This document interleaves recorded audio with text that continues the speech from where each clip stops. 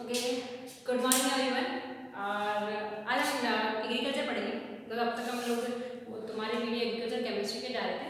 अब आज से हम नया लेसन पढ़ेंगे एग्रीकल्चर में, जिसका लेसन नंबर है 5। ओके, तो वीडियो स्टार्ट करने से पहले एक मेन जो बात है, सिर्फ वीडियो को देखना नहीं है कि आप देख के डाल दो, वो उसमें कुछ याद नहीं रहता तो है नहीं। तो आपको एक काम करना है कि अब तक जितने भी वीडियो देखे आपने, जो अभी फिलहाल में डाले, चाहे वो एग्रीकल्चर केमिस्ट्री हो या फिर एग्रीकल्चर के, आपको ट्राई करना है कि अपनी अपनी नोट्स, जो नोट्स वाली बुक है ना, नोटबुक है, उसमें लिख लेना है।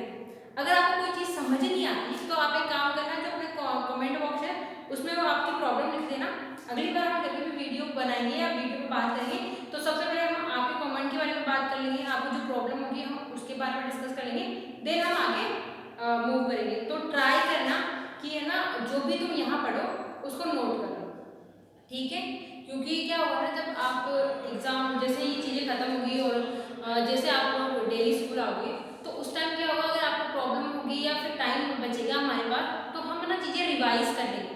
वहाँ हम बार बार लिखने में टाइम वेस्ट नहीं करेंगे, तो वो जो लिखने का टाइम वेस्ट होगा, और अभी हमारे पास बहुत टाइम है बिकॉज हम क्लासेस तो आ नहीं रहे, वो घर से ही पढ़ रहे हैं। तो इस टाइम को यूटिलाइज करते हुए आपको ट्राई करना है कि जो भी यहाँ पढ़ाया जा रहा है आपके टॉपिक से संबंधित, उसको आप लिख लो, और अगर नहीं आता समझ में तो आप कमेंट में लिख दो, ताकि फिर अगले दिन हम उस पर डिस्कस कर लेंगे, ठीक है?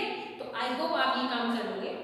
तो अब आज हम बात करेंगे एग्रीकल्चर के बारे में। तो एग्रीकल्चर का लेसन नंबर 5 है, जो ऑलमोस्ट 4 नंबर का है, और इसमें भी सीधे सीधे इसमें ज़्यादा कुछ डिफिकल्ट टाइप है नहीं। इसमें सिर्फ 3 पॉइंट है, एक शुष्क ड्राई फार्मिंग के बारे में, शुष्क खेती के बारे में, दूसरा फसल चक्र के बारे में, और तीसरा है भू परिष्करण के बारे में। तो इसमें सिर्फ हम 3 टॉपिक के बारे में डिस्कस करेंगे। ये लेसन 4 नंबर का है, और इसमें सीधा सीधा सवाल बनता है, जो बड़ा जो सवाल बनेगा या फिर परिभाषा बनेगी। तो ट्राई करना, ध्यान से सुनना और लिख लेना।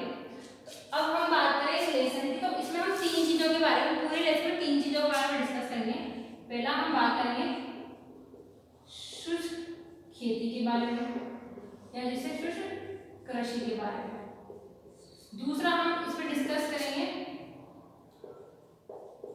फसल चक्र के बारे में, और तीसरा जो डिस्कस करेंगे वो हम बात करेंगे भू परिष्करण के बारे में, ठीक है?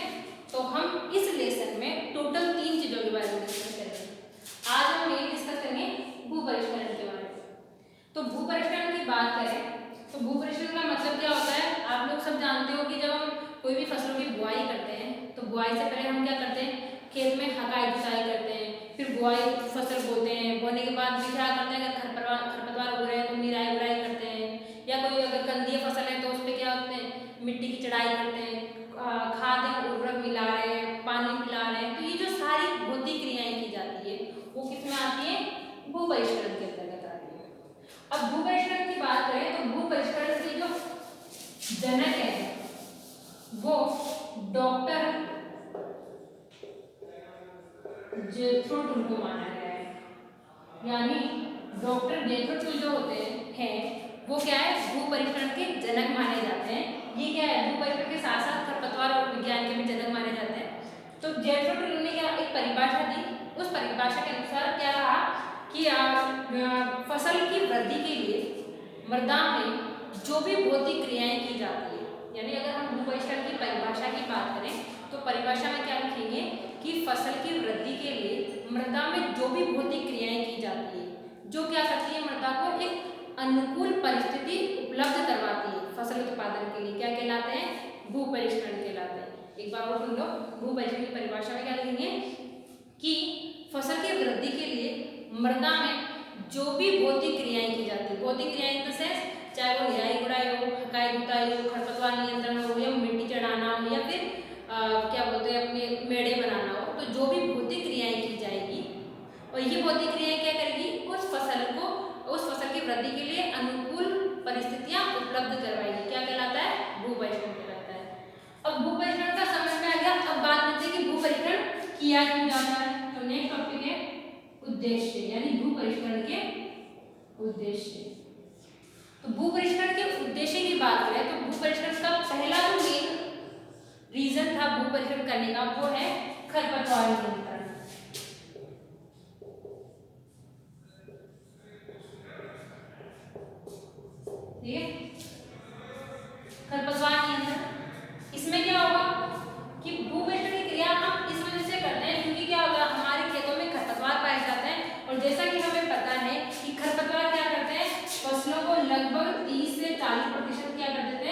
नुकसान पहुंचा देते हैं, यानी फसलों को होने वाली कुल हानि का लगभग 30 से 40% नुकसान वो ऑलमोस्ट 30 दिनों के अंदर ही पहुंचा देते हैं। तो इस हानि को कम करने के लिए हम क्या करते हैं, खरपतवार नियंत्रण करते हैं। और खरपतवार नियंत्रण की जो क्रियाएं होगी वो किस में आएगी, भू परिष्करण में। यानी भू परिष्करण का पहला उद्देश्य क्या है कि फसलों हमारी मृदाओं में या फसलों में पाए जाने वाले खरपतवारों को नियंत्रण करने के लिए किया जाता है। दूसरा जो उद्देश्य है वो है मृदा में उपस्थित कठोर परत को तोड़ने के लिए।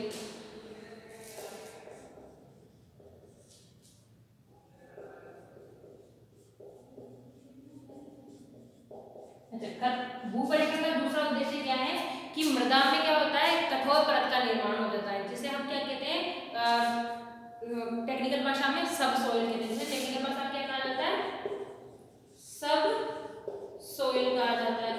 ये सब सोइल क्या करती है, जब मृदा में हम क्या करते हैं, एक लगातार निश्चित गहराई के फसलों का उत्पादन करते हैं या फसलों की बुआई करते हैं, तो इस गहराई पे क्या होता है, जब हम लगातार एक ही गहराई पर फसलों की बुआई करेंगे तो बुआई करने के बाद क्या होगा, इस हिस्से पे जाकर एक कठोर परत का निर्माण हो जाएगा। ये कठोर परत क्या करेगी, इसकी वजह से मृदा में नीचे की साइड जल का अंतःस्रावन बंद हो जाएगा, साथ ही साथ वायु संचार की क्रिया भी क्या हो जाएगी, कम पड़ जाएगी। तो इन सब चीजों को बढ़ाने के लिए मृदा में उपस्थित इस कठोर परत यानी सब सॉइल को क्या किया जाता है, इसको तोड़ा जाता है। और इसको तोड़ने की जो क्रियाएं होती है वो किसके माध्यम से की जाती है, भू परिष्करण के माध्यम से की जाती है। यानी भू परिष्करण का दूसरा उद्देश्य है मृदा में उपस्थित कठोर परत को तोड़ना। ठीक है, नेक्स्ट बात करते हैं भू परिष्करण के तीसरे उद्देश्य की।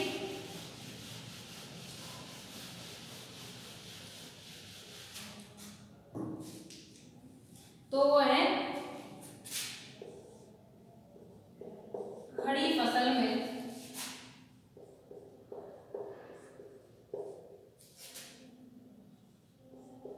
अंतःसस्यीय क्रियाएं करना।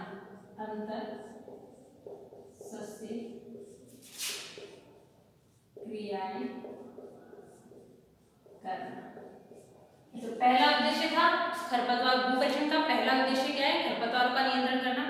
दूसरा उद्देश्य क्या है कि मृदा में उपस्थित जो कठोर परत है उसको तोड़ना। तीसरा उद्देश्य है खड़ी फसल में अंतःसस्यीय क्रियाएं करना। अंतःसस्यीय मतलब निराई गुड़ाई की क्रियाएं।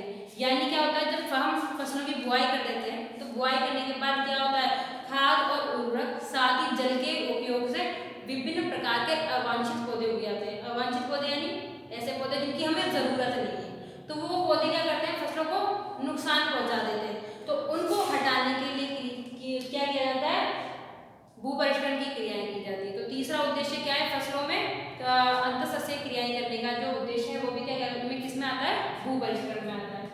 चौथा भू परिष्करण करने का रीजन होता है मृदा की पलटाई करना।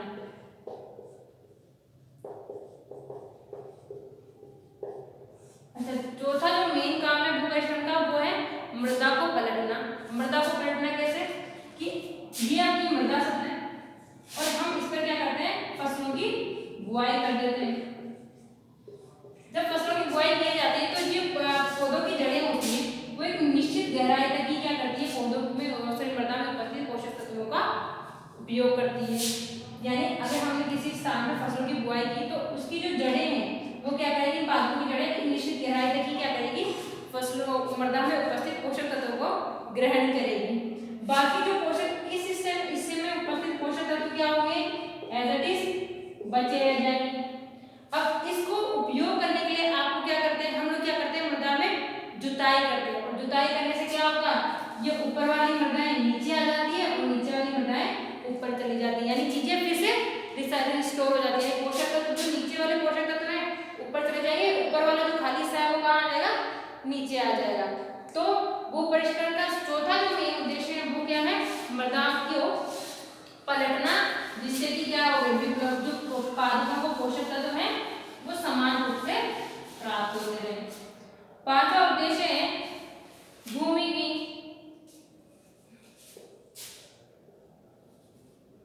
मृदा में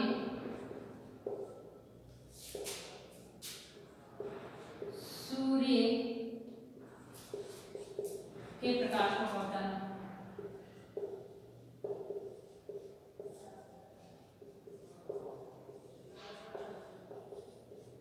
ओके, पांचवा भू परिष्करण का उद्देश्य क्या है कि मृदा में सूर्य के प्रकाश को पहुंचाना। सूर्य का प्रकाश से क्या होगा कि सूर्य के प्रकाश को जो हम मृदा की गहरी जुताई करते हैं, गहरी जुताई करके जब हम मृदा को खुला छोड़ते हैं तो उससे क्या होगा कि मृदा में उपस्थित जितने भी हानिकारक जीवाणु पदार्थ हैं या हानिकारक जीवाणु वो क्या हो जाते हैं, नष्ट हो जाते हैं। साथ ही साथ मृदा का टेम्परेचर बढ़ जाता है। तो इन चीजों को करने के लिए भी क्या किया जाएगा, भू परिष्करण की क्रिया की जाती है। यानी भू परिष्करण का पांचवा जो उद्देश्य है वो है मृदा में सूर्य के प्रकाश को पहुंचाना। नेक्स्ट उद्देश्य है कीट पतंगों को नष्ट करना।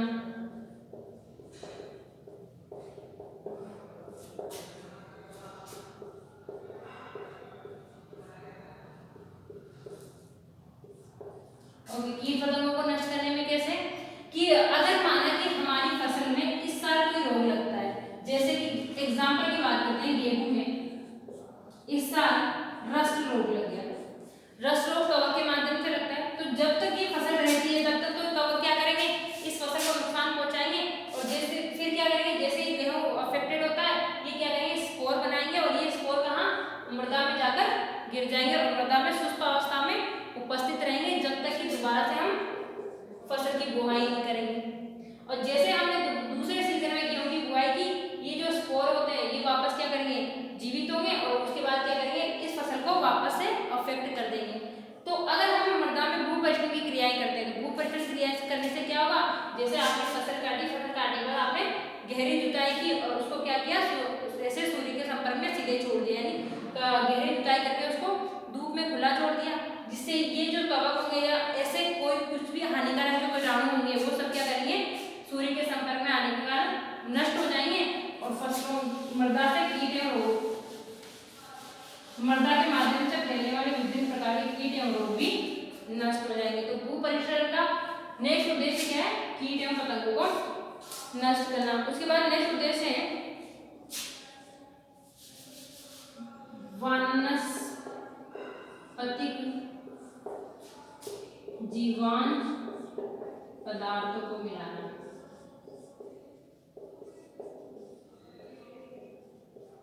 ओके, भू परिष्करण का नेक्स्ट उद्देश्य है वानस्पतिक जीवांश पदार्थों को मिलाना। इसमें क्या होता है, आप लोगों ने सबने देखा होगा कि जब हम खेत में खाद या गोबर की खाद या कंपोस्ट खाद या वर्मी कंपोस्ट खाद मिलाते हैं तब क्या करते हैं, पहले हम उसको मृदा सतह पर डालते हैं और फिर क्या किया जाता है, गहरी जुताई कर दी जाती है, जिससे कि क्या होगा, वो क्या करते हैं, मृदा में आसानी से मिल जाते हैं। तो भू परिष्करण का एक उद्देश्य ये भी है कि उसके जब हम भू परिष्करण का प्रयोग करते हैं तो उसके प्रयोग के से हम मृदा में जीवांश पदार्थों को मिला दिया जाता है।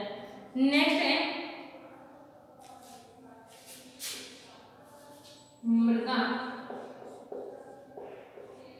अपरदन को रोकना।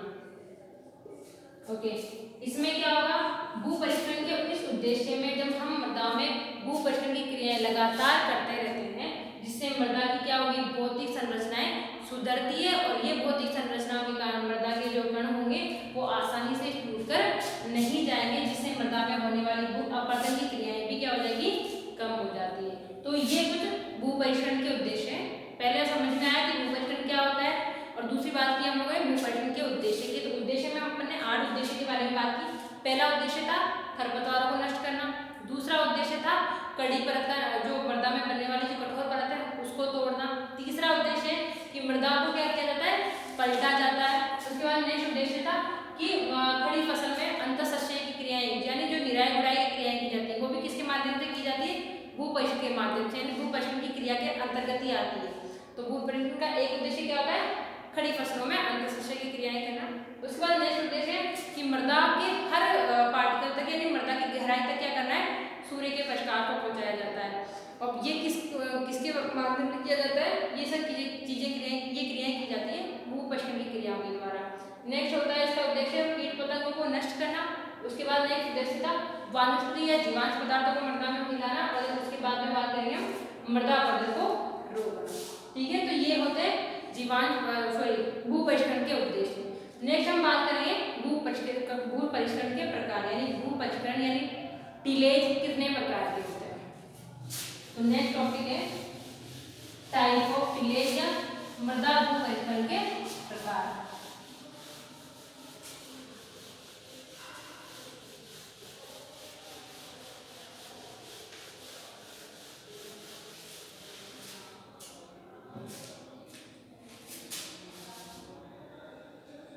भू परिष्करण के प्रकार।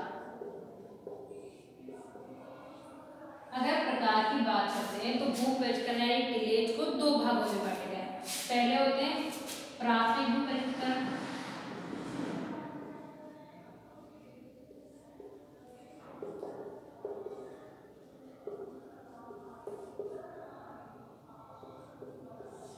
दूसरा होता है द्वितीयक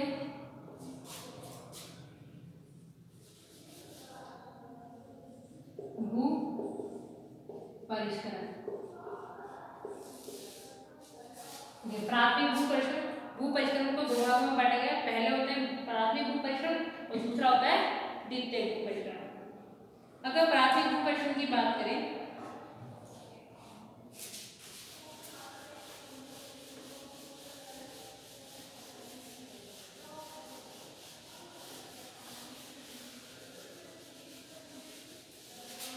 पहले बात करते हैं हम प्राथमिक भू परिष्करण की। इसमें क्या लिखेंगे या इसका मतलब क्या होता है कि जब बीजों की बुआई से पहले जितनी भी भू परिष्करण की क्रियाएं की जाती है, यानी बीजों की बुआई से पहले जितनी भी टिलेज की क्रियाएं की जाती है, क्या कहलाती है, प्राथमिक भू परिष्करण कहलाती है। जैसे यानी हम बीजों की बुआई से पहले हम क्या करते हैं, जुताई की जाती है,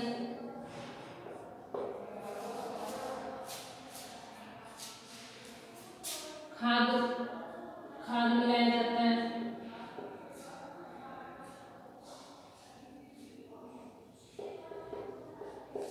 नेक्स्ट क्या करते हैं, खेत को समतल बनाया जाता है, खेत में उपस्थित ढेले तोड़े जाते हैं,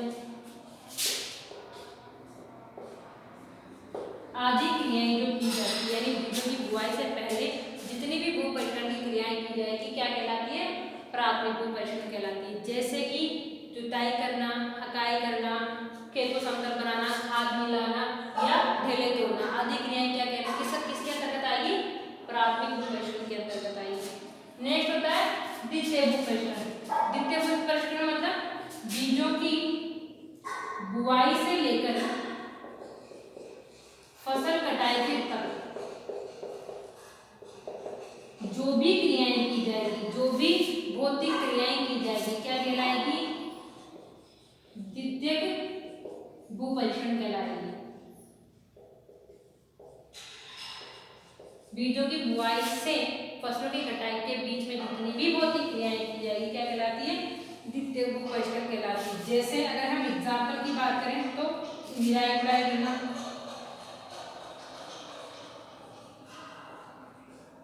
ठीक है, मिट्टी चढ़ाना, मिट्टी चढ़ाना मतलब यानी जितनी भी कंद वाली फसलें होती है जैसे आलू आदि में 40 से 45 दिन बाद जब हम सिंचाई करते हैं तो मेड़ों से मिट्टी नीचे खिसक जाती है, तो वापस से मिट्टी चढ़ाने के लिए ये किसमें आएगी, द्वितीय भू परिष्करण में। नेक्स्ट बात करें तो उर्वरकों को मिलाना,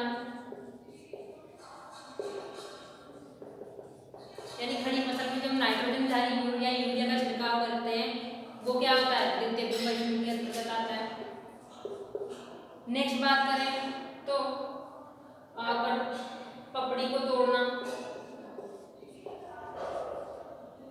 पपड़ी तोड़ना मतलब जब आप फसलों में पहली सिंचाई करते हैं तो पहली सिंचाई करने के बाद क्या होती है, मृदा सतह पर एक पपड़ी का निर्माण हो जाता है, तो उस पपड़ी को वो पपड़ी क्या करती है, अंकुरण की क्रिया को रोक देती है, तो उस पपड़ी को भी तोड़ना किसके अंतर्गत आता है, द्वितीय भू परिष्करण के अंतर्गत आता है। तो आई होप आपको इतना समझ में आया होगा कि भू परिष्करण क्या होता है, उसके उद्देश्य क्या है, यानी उसको करने की वजह क्या है, तो वो आते हैं उद्देश्य में।